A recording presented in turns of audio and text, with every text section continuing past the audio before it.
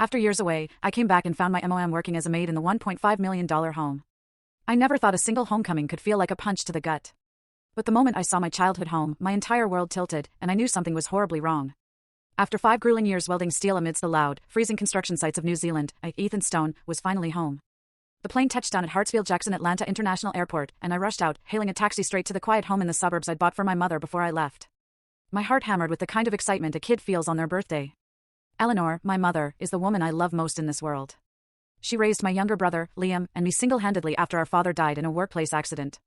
I can still picture those evenings, her, exhausted after her shift at the garment factory, yet sitting by the fireplace, spinning fairy tales to lull us to sleep. For the past 5 years, I'd sent money home faithfully and video called every week. But nothing, absolutely nothing, compared to finally holding her tight again, feeling that familiar warmth.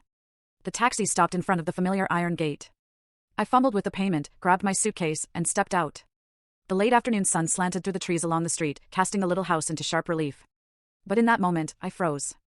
The house, it looked different. The old-fashioned latch lock, the simple kind Mom always used because she was afraid of losing keys, was gone.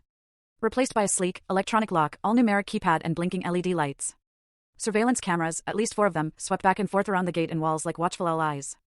My mother, Eleanor, she's 58, gentle, and utterly clueless about technology. She was scared of the smartphone I bought her, always saying, "Son, it's too complicated. I'll just stick with the old one." How could she have installed all this herself? Maybe she hired someone for safety, I tried to tell myself, tried to calm the rising panic. But a strange, cold feeling started creeping in. Something was definitely not right. I took a deep breath, setting my suitcase aside, and pressed the doorbell.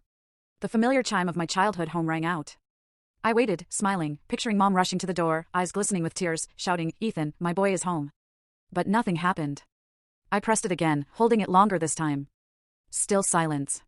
My heart started beating faster. Maybe she was napping, or out at the market. No, I'd told her I was coming. I rang a 3rd time, then a 4th, finally calling out loudly through the gate. "Mom! It's Ethan. Your son is back." Not a sound. The house was unnaturally quiet, as if no one lived there. Or was Mom sick? That thought sent a chill down my spine. I glanced around. Mrs. Davis, our next-door neighbor, was watering plants, but she didn't look over. I thought about asking her, but decided to wait. Once I saw Mom, everything would make sense. Finally, after the 5th ring, I heard a click from inside. The door swung open, and I stood there, stunned. It wasn't Mom. It was Liam, my 28-year-old younger brother. The brother I remembered as an unemployed drifter, reckless, prone to drinking too much and gambling. Liam stood there in a ratty old t-shirt, hair messy, eyes slightly red like he'd just woken up. When he saw me, he flinched, visibly, for a split second. Don't miss the twist bottom left, full story.